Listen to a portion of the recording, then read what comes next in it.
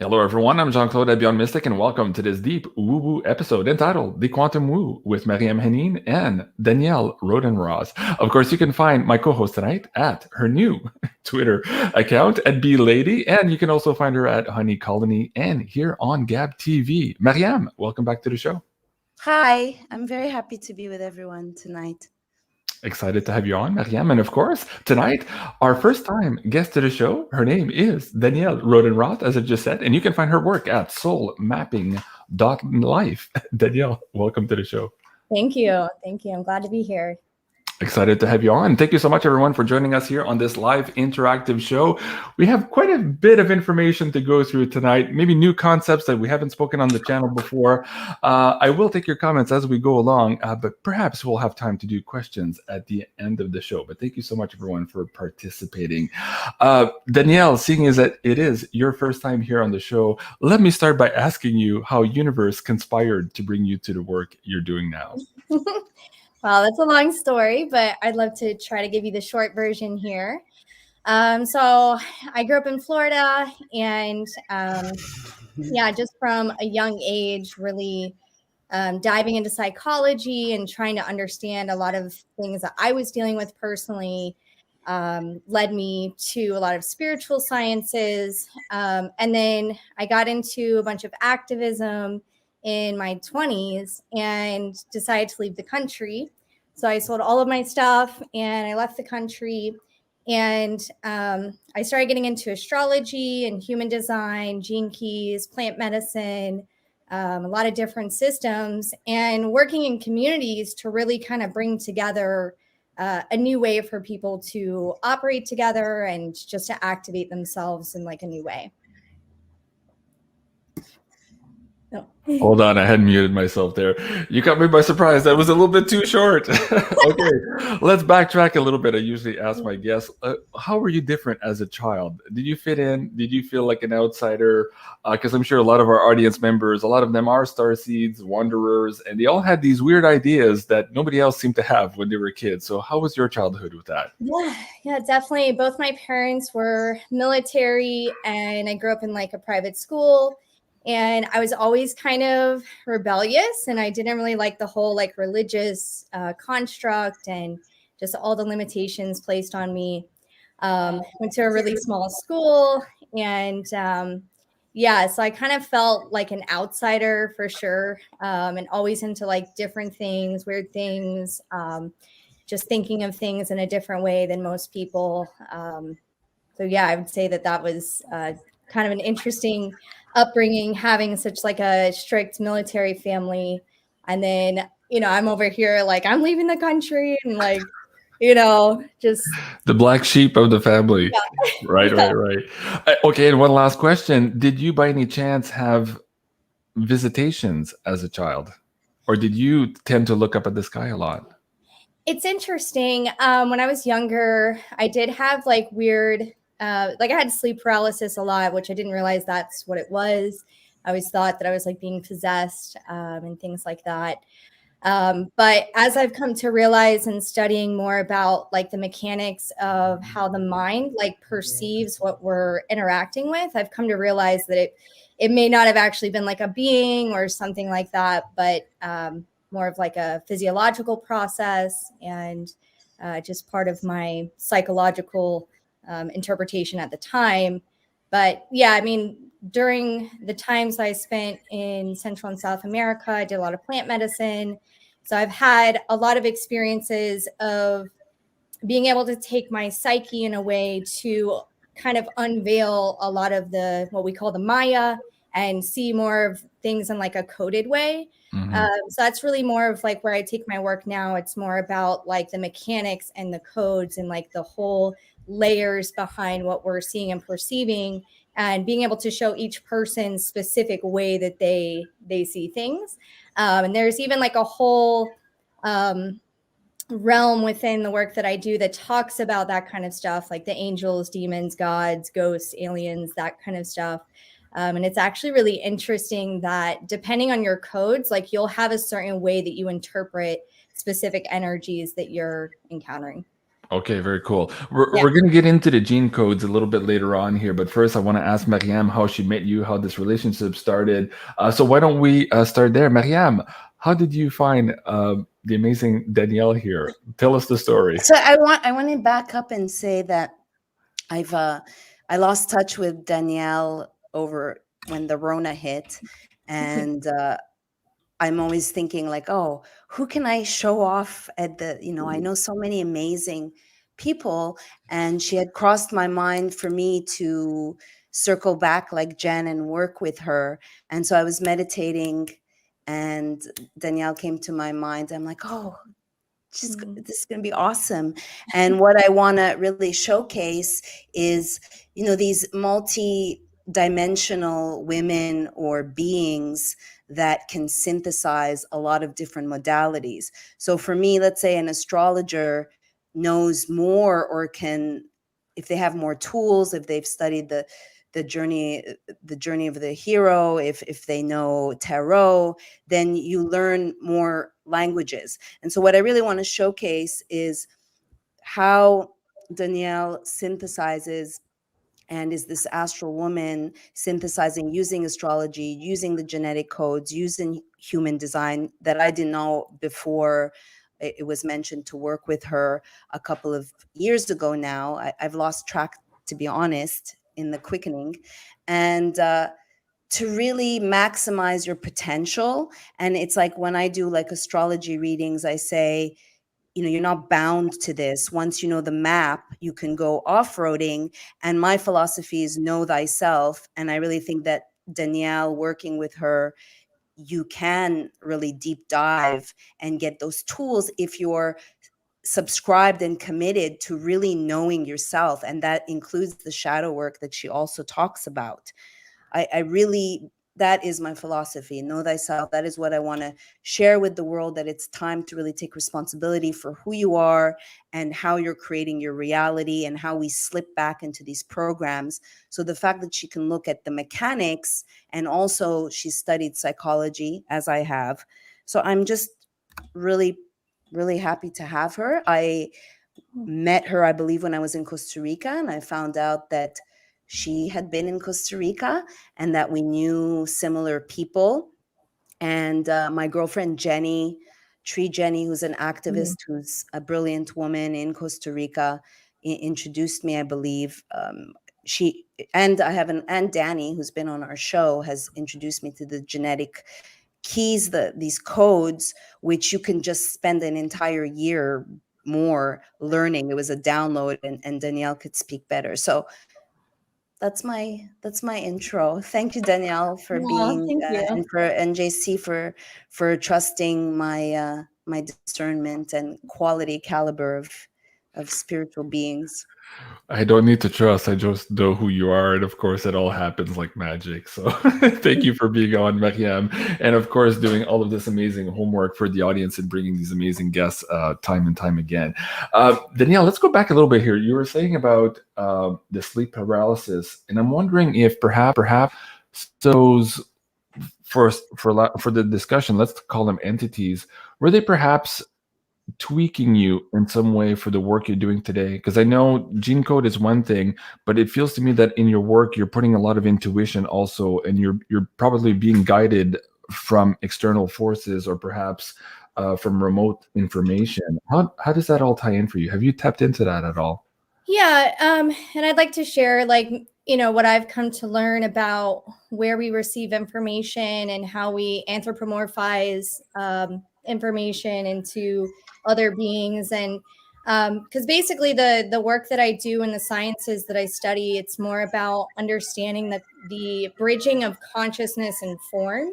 So when we talk about like the sleep paralysis or things like that, and at one point I did think like, oh, maybe it's a being or it's something that's happening. I've come to realize that it was more of like a mechanic, like a psychological and a physiological function that happened. But what I've also learned is that when we sleep, that we receive information from what we call the program. So this would be the external information, which, like in astrology, we talk about the transits, right? Like the planets moving. And what the planets do is they actually filter in those streams of external information, which is what is actually coming from neutrinos, which are from stars, right? So sometimes people, when they talk about like, oh, I've been contacted by Sirius, or I'm, channeling this being or that being, they may actually just be tuning in to the neutrino stream. But I don't personally believe that it's like a being, because it doesn't have a specific form because of the way the science is that, the science of neutrinos and how that operates. So that's definitely possible that it was some sort of stream of information, which is where a lot of these sciences did actually come from. And there's a lot of scientists around the world right now who are working on tapping into this galactic internet, so to speak. So you're talking about this stream right now. It's out there already. It's just a matter of how we're tapping into it. As humans, we naturally do, but a lot of this has been occulted from us, and a lot of those abilities have been suppressed with all the technology we're using here on the planet. So it's fascinating you bring that up, and the fact that it's we also as humans, interfered with, not only suppressed, but they're interfering. There's a lot of static. I mean, do you deal with that, Danielle? Yeah, absolutely. So my specialty or my niche, what I'm really interested in with the sciences that I work with, is more about the cosmology, which is like how the whole mechanism works, right? Like how we come into form, how we die, all of that. So what you're talking about with like the interference has a lot to do with the fact that like our culture and our society and collective as a whole, we don't deal with death properly. So the beings that are dying, like they're crystals of consciousness, even though it's not a crystal, but is not actually going back to its original, we call them clusters. So they're creating like a sheath around the earth, right? That's creating an interference with the neutrino stream. And the fact that we're in like a major mutation as well. So prior to 1781, we were actually a different species, even though we look the same. And then when we discovered Uranus, which was in 1781, because prior to that point, it was Saturn was the furthest planet that we knew about. So our life cycle was correlated to Saturn, which was about 30 years, right? 1781, we discovered Uranus. Now we're in a new vehicle. So we're kind of taking some of these old world, old paradigm ways of living, and it's still here. Even though we're like in a new vehicle, we're different beings, we're trying to still kind of live in that old strategic survival-based world. Rather than being in the space that we're in now, which is really about discovering what it means to exist. Like that's the time period that we're in cosmologically when you look at like the evolution of where we're going on this, this whole kaleidoscope of existence. So. Okay, you're gonna have to backtrack because a few people just fell off their chairs. So like, wait, what? We're a different species since 1781. So explain the mechanism here of how these celestial bodies bringing information and actually change the genes of our society or species here on the planet. Explain that mechanism, how we went from being vehicles that were predominantly based out of Saturn, and now from 1781 onwards, what's changed and what's about to change here also as we're moving into this age of Aquarius. You mentioned we need to be the bearer of knowledges here as we move into this new era. So explain that to the audience a little bit.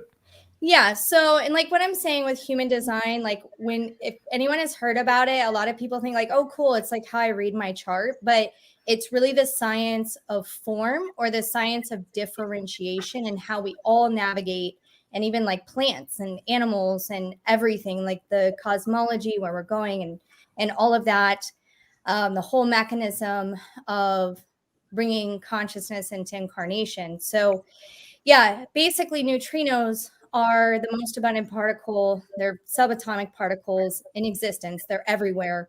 They're in what is called the quote unquote empty space, and they travel just under the speed of light, and they carry mass. So each one of us is like a filter or a sponge. And before it gets to us, it goes through a whole series of pathways through certain planets. Like there's a specific pathway that it goes through. This is what creates our experience of life, right? This is what we reflect back out as, oh, this is my particular kaleidoscope of existence.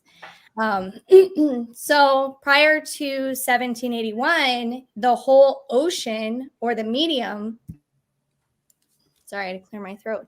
The whole ocean or medium of where all of us beings were really traveling through was in a different, it was like a different ocean.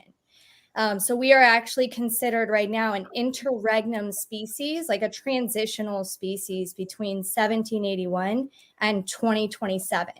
So this cosmology really has come like 30 years ago, right? This has been something that has been talked about. And when we see it in this scientific way, which a lot of this has been proven by science, like how neutrinos operate. The human design system actually predicted that neutrinos had mass before science even came out and said it. And that's a very significant understanding for anyone who looks at astrology or human design or the gene codes, because that's how all of those systems actually work, is because the neutrinos carry information. That's what the mass is. So when they interact with the planet is a filter.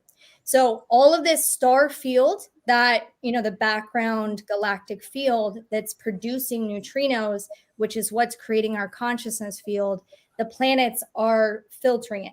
So because it carries mass, when it goes through a planet, it's like a red car and a white car hitting each other. So you have white paint now on the red car and red paint on the white car. And the same thing happens to us. We actually also produce neutrinos, but we take in the neutrino streams and we're getting that information. Right. So when you look at the human design chart, you can see how someone is processing consciousness and how they're also using the mind incorrectly, because that is also where we are in this evolutionary space. Is prior to 1781, we were in the splenic, like the fight or flight survival space, right?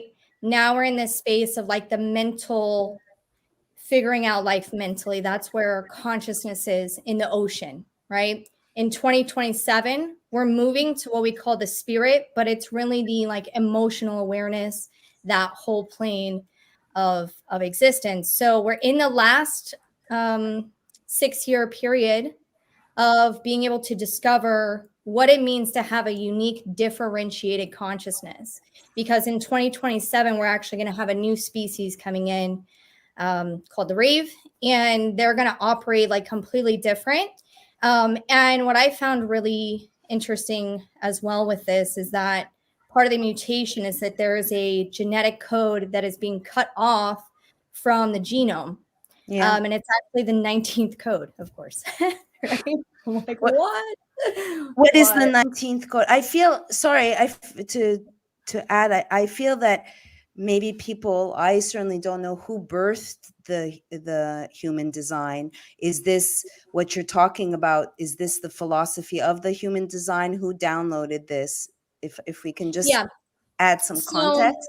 Yeah, so in 1987, I think it was 1987, or may have been the end of 1986. But basically, in our solar system, we had the first star that died, right? So in our particular solar system, it released, because we know how stars produce light, right? They're combining chemicals to off gas to continue to be bright, right? But then they only have a certain lifespan.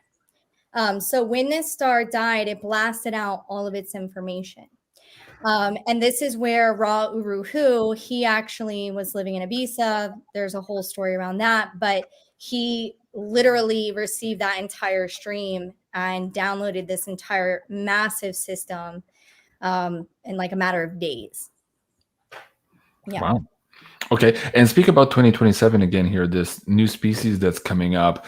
Is this a complete transformation of the people who are here right now? Is this new people coming in right now through the birthing process? We're seeing a lot of these kids right now who are like off the chart in terms of abilities, but yet they are not connecting very well to this world. And a lot of parents are, and the medical industries are trying to push drugs on them and a bunch of things to try to address that. But are we already seeing a precursor of this new? Okay, can you explain that a little bit? Yes, absolutely. So even when we just look at like physics or just how like life works, right? We see before there's mutation, which is a quantum jump, right? Like all of a sudden there's like a change, which is happening all the time in each one of us individually.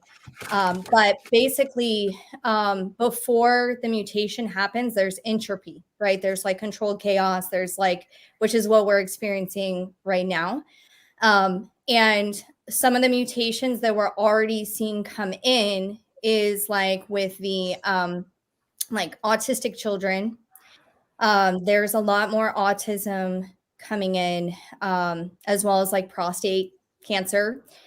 These two things are like a sign, as well as those particular beings and their forms. The mutation is starting to like kind of come in, but the beings that are coming in after 2027, like there's still going to be humans like us in these 9-centered vehicles that are processing in a unique, alone experience, right? Like we can share what we're experiencing, but you can never be in my vehicle with me, and I can't really be in your vehicle with you.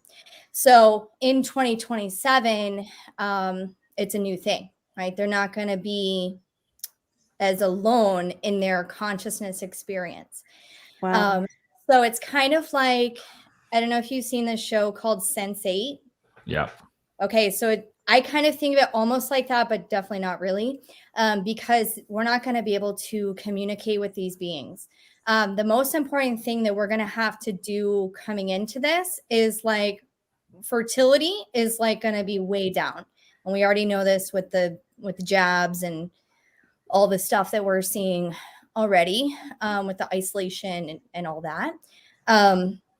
But then there's going to have to be people like us that understand how to facilitate these beings, because they're going to come in like fast, and people aren't going to know what to do with them. So hopefully humanity like treats them right. And, but they're probably going to be put in like, buildings like, oh, we're just going to stick all these babies and these beings over here because they're going to be like more than autistic. It's like more than that. But can I ask you, can I ask you, does this have to do also this new 2027? This is part of the transhumanist agenda? No, I don't think that this particularly is. I think that, and here's the thing, because I think that we're on the same page with all that stuff. Yeah. That there's human design teaches about duality, right? That everything dualism. It's a dualistic knowledge, right? So everything is dualistic. That's even how we have our experience of life. So I think that there's going to be a dualism with that maybe some humans are going to go into that, quantum tangle, of the transhumanism, and at the same time, we're going to be having these beings that they don't need to like plug into a, chipped matrix or whatever. Okay, man, we can go in a whole different direction for 2 hours here and dive on this. Let me ask you this though, and I think Maryam was alluding to it. Is it possible that some of the chemical concoctions being presented to humans now, and I'm just being a devil's advocate here, folks, so don't shoot the messenger here. Is it possible that they're trying to create a different version of humanity in order to maybe intersect or to be able to communicate with this other race on a different level? Is it possible that there is that involved as well? Or is it your view perhaps that they're trying to prevent us altogether from even connecting to that, because some humans might be having their DNA awakened by the solar flares, by the galactic superwave, as Dr. Paul Leviat is saying? So which is it in your view? What's the connection to this particular species here and how we're going to connect to them? And what are the powers that be or the powers that were on the planet trying to manipulate here, in your view? Yeah. I mean, there's a whole lot. And I have, before I got into all this stuff, I was deep into the rabbit hole of, all the stuff that Maryam and I are into, banking system and all of the things. So I've dived down that very deep, and that's why I left the country. So I'm very familiar with a lot of that stuff. And what I've come to realize with understanding this information and the systems that I work with is that, you know, we're in this consciousness machine, right? And that the only thing that the machine wants is, you know, for consciousness to come about. So we know that even though things can look really terrible, the collective doesn't exist. It's not a thing, right? It's a concept. It's a construct. So the they out there, right? It's like these organizations or these individuals and things like that. I do believe that there are people that, you know, are playing with information and energy, occult stuff that's really not great.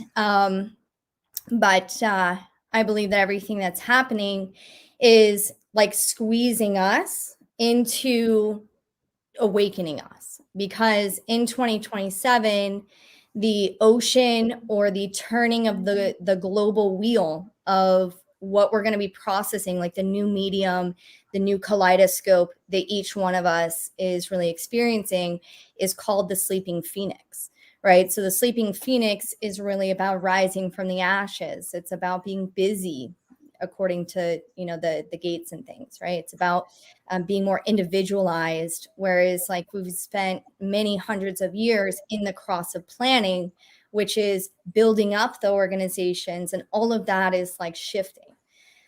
So I'm not sure if I answered your question there, but Danielle, you're saying that there's the collective. What is Maya? You're that struck me. What do you mean by there's no collective? Is the mechanics an illusion? Is that what you're saying?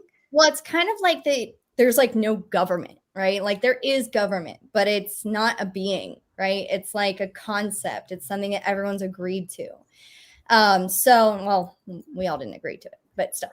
You know, same with the collective. It's not like a being. You can't like put a pinpoint and go, oh, that's the collective, right? Collective is really more of an abstract understanding when we get down to like what the definition of it is. It's not like something more tangible. It's more like a construct. So I just think that's important to kind of think about. And the reason we have this information with human design and why the star died and we got the blast, like the whole planet, when that happened, everyone got that wave, right? Which is probably why now we have this more, the quickening of the awakening and all of that happening.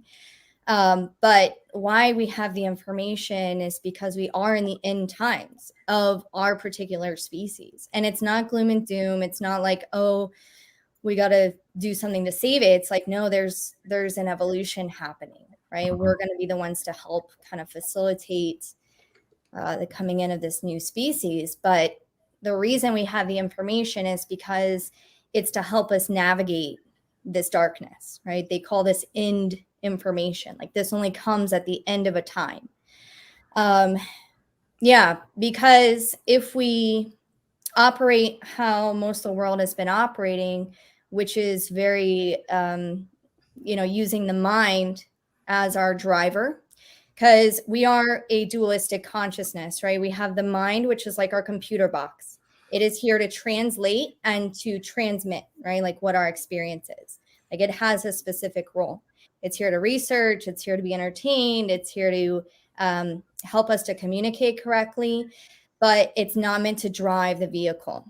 So what we do when we look at all of these charts and really their languages to understand how to operate correctly, it's about tapping into the consciousness that's in the other aspect, right? Which is the vehicle or the form consciousness. And that is actually very tangible. And it's something that we can see very clearly in the chart, how you're meant to operate without using the mind to drive, right? The mind is the passenger. And that's how we can have a merging of consciousness with our form, right? In the correct way. Because we all know that there's so much conditioning. We come into this world and, you know, the program even of the planets, right? So even how I use astrology, we call this like the program. And I was into astrology for many years before I got into these other systems. And the way that I use it now is more about, okay, like that's the weather, right? And that's outside of you. We want to even be sovereign, like from that, right? We want to be sovereign from whatever is happening outside of us. And that's what all these systems do, is they help us to be our own authority. So think about it. We're about to have a mutation into being, an awakened individual, right? That's the 2027 mark. And all of this is about being your own authority. And so what's happening right now on the planet, right? It's like all of the hands and the restrictions and all of that coming in, because it's like pushing us to be like, no, like I'm going to be my own authority. I'm going to do what I'm here to do. And it's waking a lot of people up.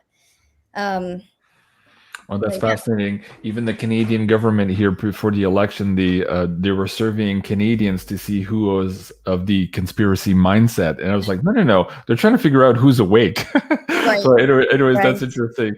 Okay, man, we could do a whole other show here on human species and the evolution. That's fascinating, but I want to spend some time here talking about the gene codes themselves. So maybe take the next 2 or 3 minutes here, Danielle. Explain what that is, where that comes from, and how you apply it to helping people become the higher versions of themselves. Let's start laying down some track here on this.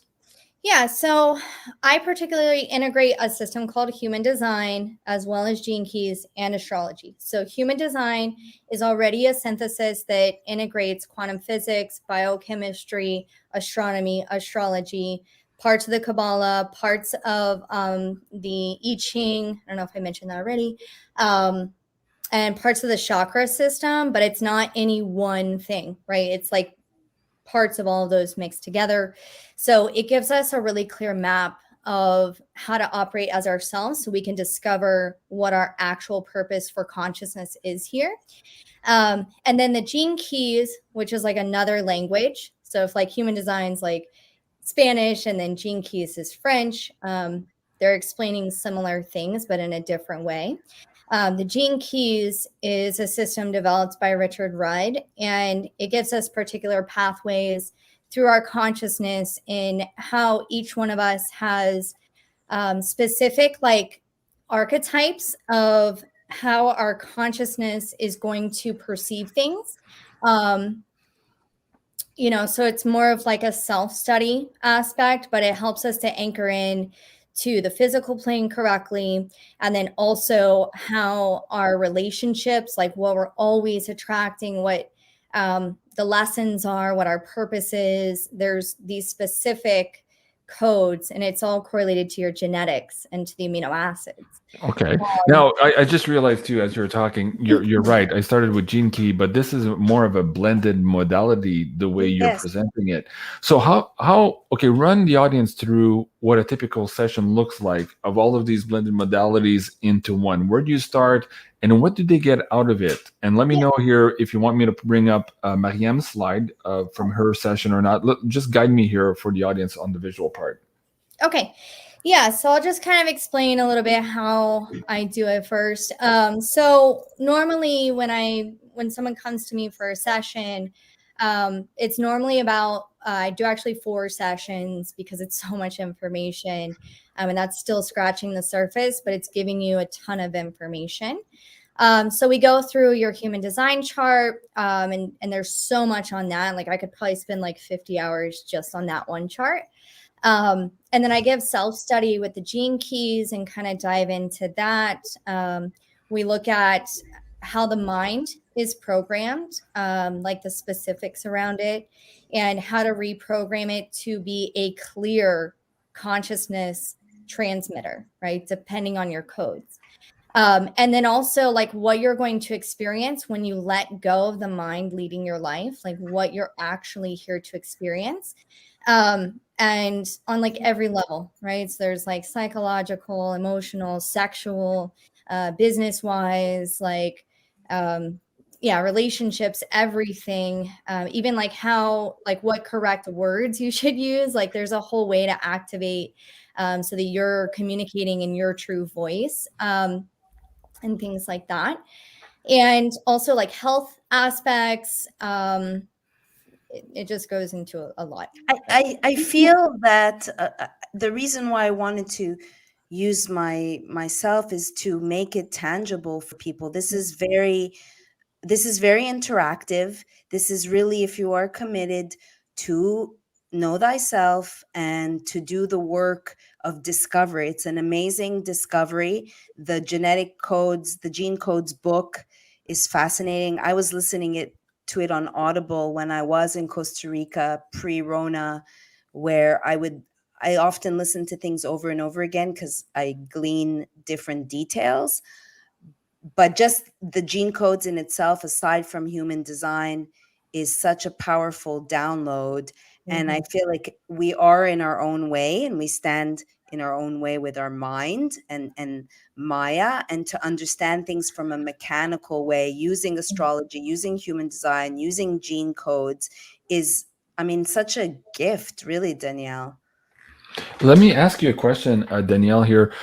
A lot of people, when they start doing this know thyself introspection, doing the shadow work, as you said at the beginning of the show, they eventually hit this core wound.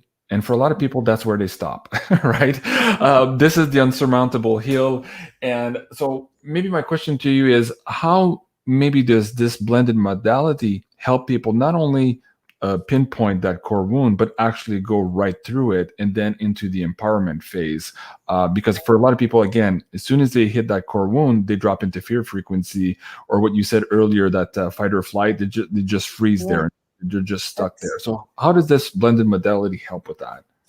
Yeah. And, a lot of times, because I don't know anything about the person, right? Like, they're just giving me their birth information. Like, you need your exact birth time. So you definitely want to make sure you get that correct. I don't know anything about them, and I can talk to them for many hours about several things about them. So I think that like, a lot of people will cry like on the sessions, because they know already a lot of what I'm saying, but I'm giving them like the precision around it, like what it means, and here's how to use it, and things like that. But as far as like the core wounding, we can take it in like several different layers. We can always just go back to the duality, right? You either have like your true self, or what we call the not self, or distortion, right? That's where you get resistance and all of that. So a lot of times we can show them like, this is your true self. This is what you're going to experience in distortion. It's very like precise, right? So it's not about like getting rid of that. It's not about getting rid of or trying to fix or anything like that. It's about learning how to use your dualistic life in a way that brings you a gem, right? Brings you some sort of unique consciousness that is what we're all here to be, right? We're all here to have something very unique to bring to the world. So when I do the charts, I like to empower people into that. And I find a lot of people want to know like all these things that are like holding them back, or, the distortions that it's no one's fault. And like, that's the thing too. There's no blame. There's no guilt or shame. And that's just all program, because it all led us up to this point.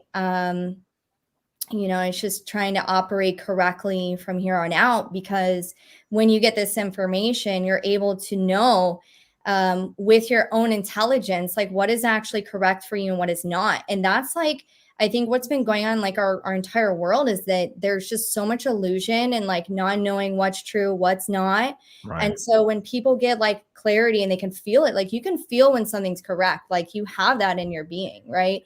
And if I don't know anything about you, but I could tell you like all of these things and it's not me, like I'm not special. It's just like, I know how to weave it, and transmit it to the person. And I'm very interested in it. And I love it. And, a lot of people, they can feel that. And, so yeah, just knowing that nothing is personal. Anything that we've gone through in our lives is also an attempt of this macro machine trying to squeeze each one of us into our truth, right? It's not like victim mentality, right? It's like, okay, when we get into victim mentality, it's, again, we need to address it. It's not bypassing, but it's like, okay, we need to address it and see what it's trying to show us. Because anytime that we're not in alignment we're getting distortion, right? So there's clear ways that that shows up.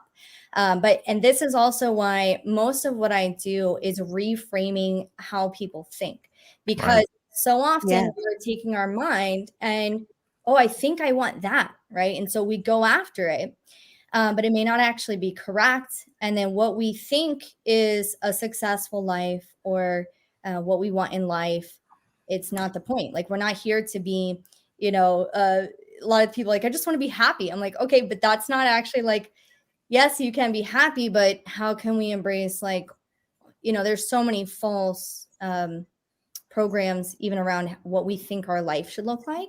Right. There's somebody else in our driver's seat many times with all these old programs. Maryam, you had your hand up. Yeah, yes. One thing that, again, I'm trying to make it tangible for people. One thing that was very pertinent, and also, this is something, it's a study, right? So you can go back into victim stance. I can attest for that. And these are programs that we're trying to delete or rewrite. So one thing that Danielle had told me is that I don't have any feelings, meaning I'm empty, but when I'm around someone, then I'm adopting that. So I wanted to talk about that. But then another thing she told me not to make the first move or to go after something. And I just remembered, like, oh shit, I slipped on that one, because I'm very much in my male and go-getter. But the bees have taught me, like, no, just let it come to you, magnetize it like honey. So that's like some tangible thing that she relayed to me, looking at these different codes, that is really transformational if you can remember that. And that goes against the programs of, like, you have to go work for it, and we're in a so can you speak, can you comment Okay, on what we're going to do here, because I know this is very complex if you've just heard this before, we're going to bring up a chart from Maryam's session, and we're going to ask Danielle here to maybe guide us through the chart. So you guys who are visual will say, oh, okay, that's what they're talking about here. That'll make a lot of sense.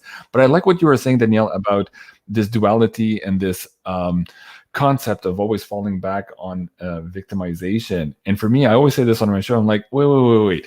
Universe is not doing this to you, it's doing this for you. So a lot of times that's hard to swallow, especially when you're deep into the sorrow or whatever circumstance you're in. But you have to go back to what you just said, Danielle, which is, well, why is this happening? What is this opportunity? What is it trying to teach me?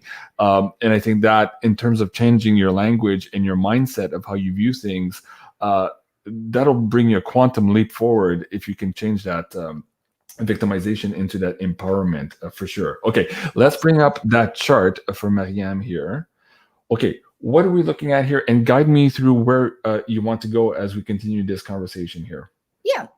Yeah. So, one of the first things when we look at these charts is that we understand that it's giving us the first practical thing for all of us to be able to make movement, right? So making movement down your trajectory, because each one of us has a particular path, is always how we enter into decisions, right? So that's one of the first things that we can see in a chart is, how does this person enter into the geometry of decision making? Because not everyone is the same, right? We know that. So when we look at Maryam, and normally I would take like an entire hour in a reading going through what we call the strategy and authority, which really gives us just the description of how you process consciousness by entering decisions correctly. So we look at Maryam, and Maryam is what we would call a generator. Sorry, I just noticed, I think I spelled your name wrong on there. I'm sorry. But yeah, she sounds like mayhem. Yeah, sometimes she's mayhem, but it's more like Maryam. I'm like trying to talk, and I'm like, I think that was a Freudian slip. Yeah. Oh, sorry. But yeah, so she would be considered what we call a generator. So there are 4 main types of vehicles on the planet, and then there's so many different possibilities of differentiation from that. But the type of the vehicle gives us a description of how you need to enter correctly into decision making. So Maryam, right, she is a generator. And being a generator, which I'm also a generator, the strategy of generators is actually about waiting to respond and waiting for things to come to you. So this is what Maryam was talking about with not making the first step, not initiating, not taking what your mind is telling you and trying to go.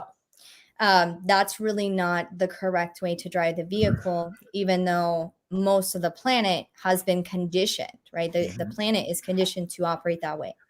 So that's why when we come into this information, it's about experimenting with your strategy. How do you enter? How can you than what you've done before, right? So Maryam, right, it's about waiting for things to come to you. And then you use your intelligence within your body to decide if it's correct. Because again, the mind can't be part of the decision making. So there's so much information in this chart to be able to explain. But that's really like the first part when you're looking at a chart is like, how should this person make decisions? Now, once you know that part, you can kind of look back and go, okay, well, I'm in this relationship. Did I get into it correctly? Or I'm in this job, or I'm in this, whatever it is, did I enter that correctly? Or am I meeting a lot of frustration and resistance and things like that? Because our mind can push us to do a lot of things that, we think are correct, but it's not actually correct. But I want to give you guys maybe, and Maryam, some more specific things about your chart, because you've got everyone's chart is perfect, but, being a 6-2 and having the cross of obscuration, which is a lot about your pathway, right? Obscuration and seeing in the darkness, right? Bringing out details and terms, naming things, trying to translate through what you've been receiving from the void into society, right? Into the world, and trying to help create a new order. That is a lot of what your cross is about. Wow. I find that really interesting. So as long as you enter things correctly, you follow your satisfaction, because that is your, what we call the energy signature. Each type has like an energy frequency. This literally does come down to frequency.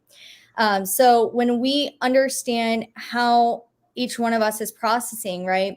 So we have our definition, like our mechanics, right? The cogs in the machine, our particular form. And then we're receiving like a prism that's receiving the light and the rainbow that's coming out, right? Each one of us is processing that differently.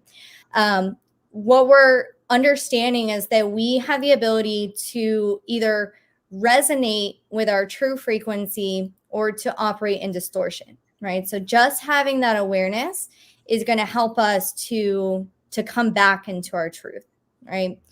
But yeah, so you're just showing a picture right now of the different vehicles, right? There's generators, which are about 60 to 65% of the population.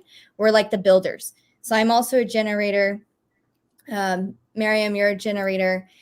So we're designed like what we want in our lives. If we're generators, like what our soul wants is to be satisfied using our energy correctly. Whereas if we're not doing that and we're in distortion, we meet frustration and we degenerate, right? So there's very clear signposts for all of that. Mm-hmm. The reflector, which is actually pretty rare, even though it's still millions of people on the planet, they're a little bit more than 1% of the population. And they're kind of almost like the oracle, or they reflect back. They are like these activators that when you meet them, they reflect back aspects of yourself, and they activate you, and they help really elevate the consciousness in the entire planet. There's a lot I could go into about that one. Okay. And the protector? I'll just touch on the projector and manifestor, and then we can move on. But Okay. yeah, the projectors, they're about 22% of the population, and they're here to be guides. So there are people on the planet that are not here to work.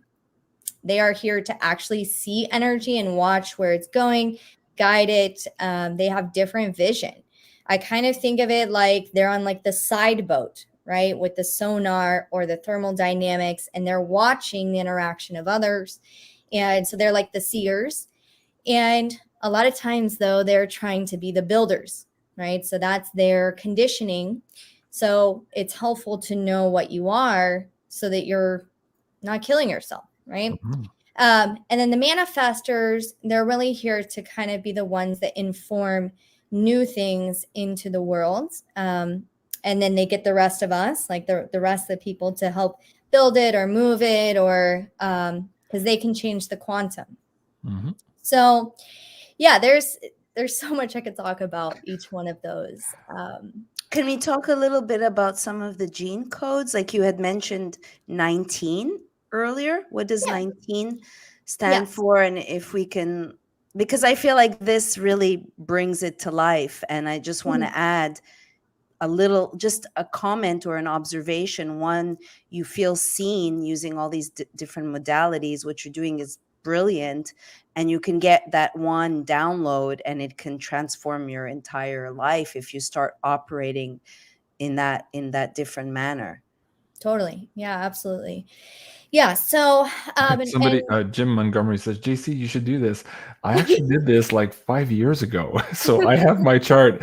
I was trying to pull it up before the show. I think it's on my old laptop to Yeah, see we'll have to where pull I it compare up. with Maryam, because Maryam and I are very similar in many ways, but also we have our differences. But anyways, keep going. It's not about me. Keep going here. No, you're good. You're good. Yeah. So one of the aspects or the specifics that we can look at is the we call them the gates, or 64 codons of DNA, the 64 gene keys, right? So if we go back to that first chart on the top where Maryam, her chart is, you'll see that there's all these numbers in there. So those are the 64 codes, right, of the matrix of what we experience as humans in this world. And even if the chart was blank, like we can just see. If you go down, JC, Yeah, right? either one. They both blank one? have it, but yeah, I'm gonna bring that aspect in. But yeah, so the numbers, the 64 codons of DNA, there's 64 hexagrams in the I Ching, which gives us the numbers in the human design and the gene keys. Okay, so the gene keys come from the I Ching, which is a really ancient system that correlates the elements and how we can understand their combinations it creates like a wheel so that we can understand the different angles of our reality, right? All these wheels that all these cultures have always had, it's like our way of trying to interpret. So they're just different languages. But the 64 codons of DNA, right? As within, so without, right? The micro and the macro. The 64 codons of the DNA correlate to these 64 directions, right? We know that astrology has 12 directions, right? The 12 signs. Well, in human design, we also divide it by 64 directions, which gives us these archetypes of our codons. So yes, when I was talking earlier about the 19th code being cut off, it's a lot about all the things that have to do with the 19, which is, in many lenses, it's the pressure to find God. So there's even this like understanding where religion came from. It's the skin, it's boundaries, it's food, it's our needs. I mean, there's so much that we could talk about. Oh my God. Own nothing and be happy.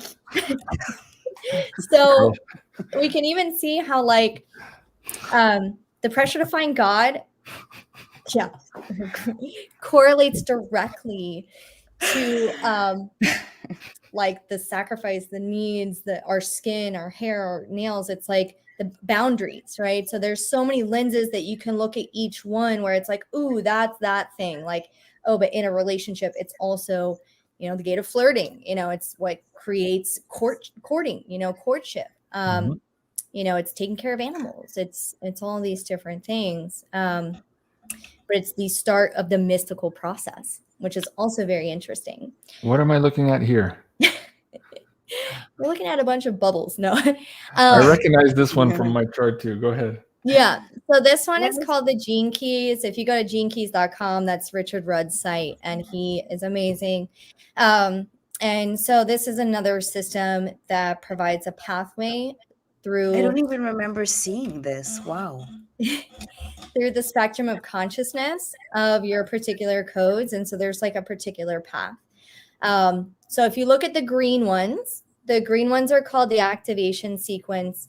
You start at the top. So for Maryam, your life's work has a lot to do with the 61, right? The teacher of inspiration, which is really 61. And this is why I bridge it with the other languages, because it's about occult knowledge. It's the gnosis, the inner knowing, all of these things, right?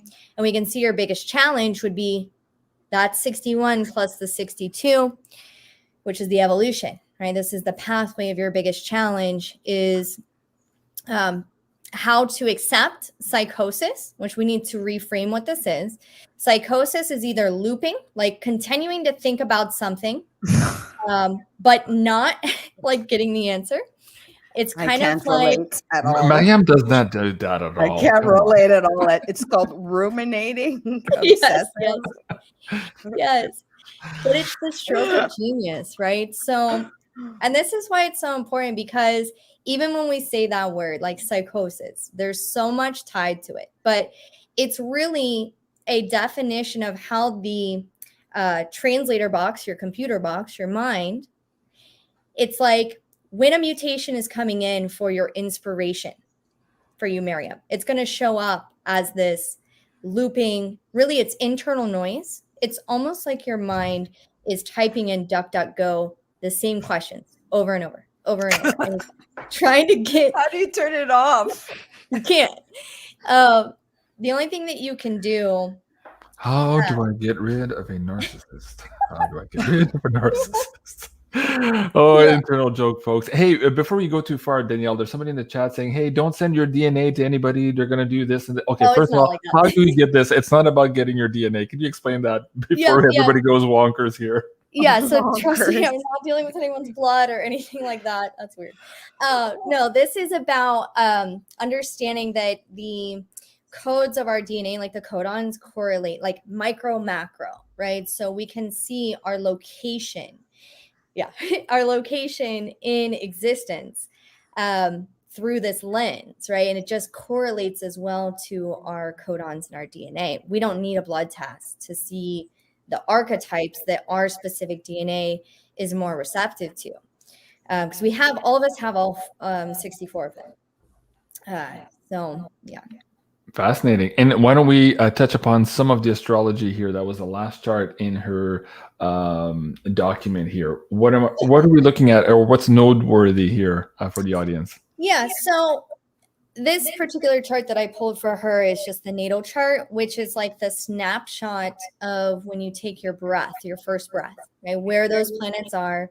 And remember, we talked about the planets being filters of that neutrino stardust information, right? So you are incarnated from stars. That is actually like a science thing. And this shows us, particularly different aspects. So I'll look at like what house this is. So we just talked about her 61 as an example, which in the astrology would be her sun code. So if you put your mouse in the 5th house over there, bottom right, where that circle with the dot is. Child. Yeah. So, and it's in Capricorn, it's in the 5th house. So I would look at that as well. Like this is her business, right? And 5th house is like her expression, her creativity, and how she's rising up in the world. And I would look at other things that are in there, like her Jupiter's right next to it. Right. So that's like, it's really expanded. So Jupiter's coming around and just blowing it all up and just, making it more and more and more. So, yeah, I mean, there's a lot to discuss, but that's the way that I use astrology, is to get like another layer of information. But always when we start with all this stuff, it's about, starting immediately, which is, okay, if we want to change our life, if we want to be correct, if we want to be in alignment and really discover the meaning of our life, right? Especially in these times, because I believe that's what's happening. All the things we thought were important are just like falling away. Like that actually wasn't important. Shit. Okay. Like moving forward. Right. Yeah. So if we want to do that, we have to start with, putting the mind in the passenger seat and operating with how our form was intended to lead the life. Right. And then watching that, observing that, because we aren't actually in control. And that's something that a lot of people may have a hard time with. In human design, we say no choice, right? What the choice is, though, is where we resonate in our frequency and to what trajectory, what timeline, what quantum space are we going to vibrate and maintain. And then watching, observing, and seeing what's coming in, with the mind. So we always look at how we should operate the vehicle correctly. That's very practical. And then from there, it's not about changing yourself. Like when people come to me, it's not like I'm giving you a whole list of like, oh, you got to do this, this, and that. It's like, it's about being in alignment more than anything else, right? And that's Mm-hmm. where, of course, all the magic happens. Man, we're already at the hour mark. Holy crap, this goes fast. I have a gazillion questions. I think we're going to have to do a part 2. But there's a lot of people in the chat already saying, oh my God, I want to try this. Okay, Cool. So folks, we put together a package for you guys. It's at, let me bring up the soulmapping.life/BeyondMystic for your coupon code. Now, let's go through this page a little bit here for the audience and let us know what are the options there for them. Yeah. And maybe where they should start if it's their first time getting into this material. Definitely. So, and we've made this landing page so that already has a discount. It's just for you guys that are listening. That you guys have the link. So, the quantum jump is definitely what I recommend. It's like I was talking about earlier, it's 4 separate sessions. Because we need to go through like a lot of information. As you can see, we did an hour on this call, and it's like I can't really I need to just be able to go into it, Yeah. And there's so much information, so it's like 1 hour a week, for 4 weeks, and I give you self-study and anything that I feel like you might need. I have some courses and things like that I might give you, or books or things like that as well. So I would definitely recommend that one, where we would go into all the charts and we do it live through Zoom together, and I record it, create a document for you, pull all your advanced charts. We can go into everything. And then some people do the rebirth session as well, which is the one on the right there. And that's a more intensive one. It's about 10 to 12 sessions or more. I don't really put like a limit on it. It's just depending on like how often and how much we need to get through. So it's probably at least 10 sessions with a lot of information. Mostly the quick tune-up, the one in the middle, is for people who have already had sessions with me. But if you're on the fence and you're not really sure if you want to do the quantum jump or the rebirth, you could just do the quick tune-up, and it's an hour-long call. But like I said, we won't be able to get through quite as much. But it'll get your feet wet and your understanding, and perhaps it'll get you to a place where you can ask more questions to then go into these other sessions and get even more out of them as a maybe more informed participant. That's fabulous. Okay.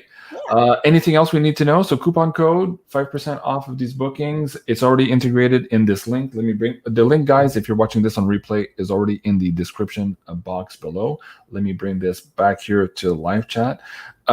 Maybe I can ask you this, Maryam. As you went through this and you saw this data here for the first time, speak to the audience about how it affected you and how maybe you learned different aspects of yourself. You started the show by saying know thyself is key here. What did you learn through this process? And perhaps some of the audience here can relate to that. That really the self journey is infinite, and that I really believe they talk about in Course in Miracles, or Marianne Williamson says it's really a muscle. And so I feel like I didn't even dive into so many of the, like that map. I don't even recall it. So It was a couple years ago. again, I feel that Danielle is brilliant, and I'm all about really, I'm attracted to people that work on all these different realms and know how to synthesize it and translate it. And the more modalities you know, so that if you're working with her, I mean, like, just like that one example, I mean, I feel like I want to tune up and, things unraveled and stuff. So I just feel like there's so many kernels of gold that you can use to fine tune and reach your potential, your sovereignty, and for distinction. I mean, I just think it's fascinating. You get all of these instead of just doing human design or just doing the gene codes. But I do want to say that you get more out of this depending on what you put into it. Of course. Yeah. Yeah, that's beautiful. Yeah, Somebody's thank you, saying here, Danielle. Thank you. somebody's saying here, you're not your body, you operate one. And I would go as far as to say, you think you're operating your body, but a lot of your programs are operating it for you. And I think this is what Danielle was alluding to here. It's how to perhaps find those programs that no longer serve you and kick them out of the driver's seat so that you can get back into alignment with who your actual soul and your makeup is, really to be in alignment with that mission. Fabulous, man. Okay. Maryam, I'll come back to you here for last words and the work that you're doing now and anything else you want to share with the audience. We'll come back to you, Maryam. But before we go, Danielle, is there anything else maybe that I missed? Any questions I should have asked or anything that you think is important now to share with the audience before we close the show today? Yeah, I mean, I just thank you so much. And this is really fun. And thank you all for sticking it out and everything. I know we got a little bit out there for a bit. But yeah, there's a lot of information in these systems, and I hope you guys found it helpful. And yeah, thank you. Well, you're very welcome. And of course, folks, that is soulmapping.life/BeyondMystic for that coupon code. And Jim says, JC, you nailed it. I try. Man, I try. This was a tough session, but yes, maybe a part 2 at some point to look at this new species that is developing. I had 1,000 questions on that and how we relate to it. There's so much there. We could probably do a 4-hour show on that alone. Yeah, but yeah, thank you for sharing that. And thank you for all of your time here, Danielle, and your field of work here of service to others is absolutely amazing. So big thank you. Thank you. And thank you so much, Maryam. Thank you for introducing us and bringing me here. I'm all about cross-pollinating. And Maryam, before we go, yes, Maryam's the queen of pollinating. MARYAM HENEI. Introducing you as MARYAM HENEI now. Okay, Maryam, any last words? Well, no, actually, before the last words, what's going on now? So I know that your Twitter has been taken away. So this is the new Twitter here. So let me bring that link down. And of course, guys, it's all in the description box below. So please support my abusive relationship with Jack Dorsey and Twitter. Yes. There you go. And also, you're producing a lot of cool stuff here, including this last video with Sarah Westall on the blood. And I'm going to It's not with Sarah Westall. It's Sarah. Sarah featured my work because I need help. I'm relying on digital soldiers to share. That is very powerful when they co-opt your information and pass it off as theirs when you're a year in the future. But in this case, this video is someone took me aside, and I'm also making calls. I broke what's in this Tris is for kids, and just making calls and trying to keep people accountable. And I'm on the front lines. And I want to say also with Danielle, it's about really integration. That's an important part of our work. And that is revisiting and practicing that muscle. That there's, you do plant medicine or you have a session, but if you don't really integrate it, it's not going to have those lasting changes. And I speak for myself, having recently delved into martyrdom instead of remembering I'm a kick-ass warrior and I refuse to be stopped. So, you have moments of and you have to repent and forgive yourself. I think that's very important. And I'm maybe there's people out there who are very hard on themselves, and it's very discouraging when you have literally your throat chakra is attacked. And I want to be the voice for others, and I'm often told that I'm channeling and speaking for people, and I want to continue to do that. And I just want to share that I'm going to be at some point going to an open mic and just starting as a comedian and just doing like an unvaccinated vermin bit and using my information like to make people laugh. Hopefully no one will throw tomatoes at me. Okay. Hold on a second. You're hilarious. I'll go to open mic night with you anytime. All one says, JC, the soul mapping link isn't working. Of course it's working. I was on it 2 seconds ago. I'm on it now. It seems to be working fine for me. Wait, sorry, this page is missing. What just happened? You're right. It just disappeared. I will get it fixed here. I'm not sure. Quantum Woo? I don't know. It was on earlier. See? Soul mapping, Beyond Mystic. And now the page no, that's right. It's supposed to be soul mapping. We changed it, remember? To the Quantum Woo. Oh, instead of Beyond Mystic? Yeah. Well, just because the show is Quantum Woo. Oh, okay. Yeah. Yeah, she asked me. But wait, I still had the link in my email. Wait, why was it there earlier? Yeah, that's okay. right. Hold on. You didn't tell me that before the show. Okay, now I got it. Sorry. All right. Thank you, folks, for letting me know. I didn't know that you had the older link. Sorry. Well, thank you guys. See, it's amazing. My audience is right on the ball. If I do something wrong, they'll tell me right away. Okay, so hold on. I'm going to add this back to the description box below. Also, if you guys are watching this on repeat, you'll have the correct link here. Okay, so hold on.